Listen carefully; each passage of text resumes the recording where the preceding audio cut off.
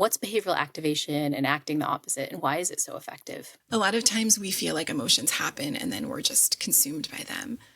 But if we're really real with ourselves, we actually play a pretty big part in co-creating them. All emotions have corresponding actions. If you're angry, it is so tempting to yell or be short, but that actually just amplifies anger. And if you're stressed, maybe you're multitasking or doing something procrastivity, pseudo productivity. You kind of feel like you have this big deadline, but instead of actually working to meet the deadline, you're tidying your desk or responding to unessential emails.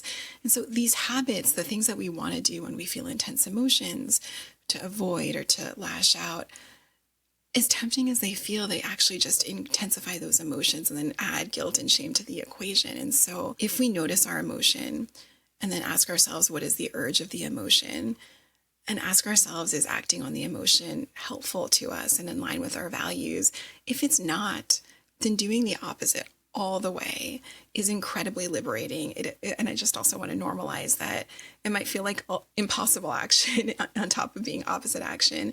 But this is the ultimate way to change the way you view yourself, is to outwardly change your life. And so if you're really angry, yelling at your child is not going to help you feel like a good person. Or if you're really stressed, being really moody and ignoring the people around you is not going to reduce your stress. It's just going to add family stress on top of work stress, on top of other stressors. And so taking a moment to think about, what would I do if I was doing opposite action, and then doing it 2 feet in. You can't do it halfway. You can't be like sort of nice to your mother-in-law, but think resentful thoughts. You need 2 feet in. And you mentioned behavioral activation. It's mind-blowing, but for people that are feeling depressed, if you create a schedule full of opportunities for pleasure and mastery, things that you immediately enjoy and also that give you a sense of accomplishment, doing this can work as well as an antidepressant for depression and for anxiety.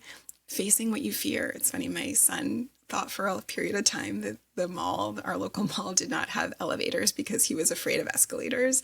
And so I convinced him that the only option was escalators, because by riding the escalator, you get over your fear, especially if you're staying present, like, okay, look at me, look at, notice things around you rather than I'm going to fall and like break my head. It's okay. And so we want to both live an opposite action lifestyle and create an opposite action lifestyle. If your child is saying that they don't want to speak up in class, really encouraging them to, what would they do if they could do opposite action, or if they didn't want to call a friend that had hurt them, they wanted to just kind of stew and worry about not being included. What would you do if you felt like you could say something? How could you do that? And again, this, I think, is one of the ultimate ways to change our lives, whether we're struggling with anxiety or sadness, or a lot of people are struggling with marital discord due to the stress of parenting. And a huge part of couples therapy that is, rooted in behavioral therapy is doing something a little nice for your spouse, doing, invisible support, leaving them their favorite cup of coffee without drawing a lot of attention to it, or asking them 10 times what kind they wanted, just kind of reading their mind and anticipating their needs and doing this wholeheartedly without kind of keeping score, is a way to actually increase your feelings of love. And so I think this is one of the most powerful and hardest tools, but it changes the way we live our lives and the way we see ourselves. And it's really one of my favorite things.